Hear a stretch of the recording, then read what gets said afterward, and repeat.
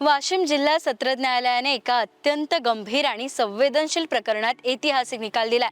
2011 साली घडलेल्या एका पोलीस कोठडीतील मृत्यू प्रकरणात न्यायालयाने तत्कालीन ठाणेदारासह तब्बल 9 पोलीस कर्मचाऱ्यांना जन्मठेपेची शिक्षा सुनावली आहे। वाशिम जिल्हा सत्र न्यायालयातील सत्र न्यायाधीश जयसिंग झपाटे यांनी हा निकाल दिलाय।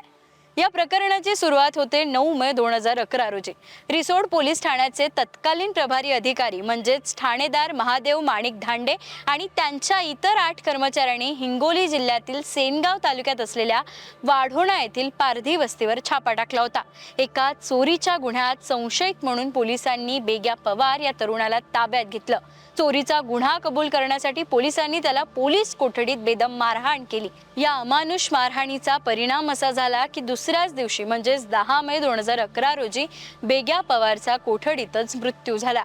या प्रकरणात एक अत्यंत महत्त्वाचा मुद्दा समोर आला, तो म्हणजे मृत बेग्या पवार याची पार्श्वभूमी। त्याच्या आईने दिलेल्या माहितीनुसार बेग्यावर यापूर्वी कोणताही गुन्हेगारी रेकॉर्ड नव्हता किंवा त्याने साधा कोणताही गुन्हा केला नव्हता।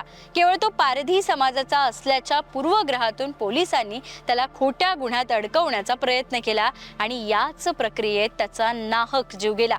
कोठडीत मृत्यू झाल्यामुळे निर्माण झालेला तणाव आणि प्रकरणाचे गांभीर्य लक्षात घेत शासनाने या प्रकरणाचा तपास गुन्हे अन्वेषण विभागाकडे म्हणजेच CID कडे सोपवला। CIDच्या पथकाने 34 दिवस या प्रकरणाचा सखोल तपास केला। या तपासाअंती दोषी पोलिसांवर खुनाच्या गुन्ह्यासह विशेष अॅट्रॉसिटी कायद्याअंतर्गत गुन्हा दाखल करण्यात आला। त्यानंतर सुरू झाली एक प्रदीर्घ कायदेशीर लढाई, जी तब्बल 15 वर्ष 1 महिना आणि 23 दिवस चालली। अखेर न्यायालयाने सबळ पुराव्यांच्या आधारे या प्रकरणात एकूण 9 पोलिसांना दोषी ठरवत जन्मठेपेची शिक्षा सुनावली आहे। यात रिसोड पोलीस ठाण्याचे तत्कालीन ठाणेदार महादेव माणिक धांडे यांच्यासह इतर 8 पोलीस कर्मचाऱ्यांचा समावेश आहे। या अमानुष मारहाणीत सामील असलेले पोलीस कर्मचारी मदन केशव पवार, शिवाजी नामदेव खिल्लारी आणि पंजाब माणिकराव पाटकर यांना न्यायालयाने दोषी ठरवले। तसेच या गुन्ह्यात प्रत्यक्ष सहभागी असलेले इतर पोलीस कर्मचारी रमेश सीताराम पवार, प्रकाश हिरालाल तारम, नागोराव भगवान खांडके, अशोक निवृत्ती वैद्य आणि वसंत कणीराम जाधव यांनाही या प्रकरणातून सुटता आले नाही आणि सर्वांना जन्मठेपेची कठोर शिक्षा सुनावण्यात आली आहे। या निकालानंतर बेग्या पवारच्या वृद्ध आईवडिलांनी न्याय मिळाल्याचं सांगत समाधान व्यक्त केलं आणि CID तसंच सरकारी वकिलांचा आभारही मानलं।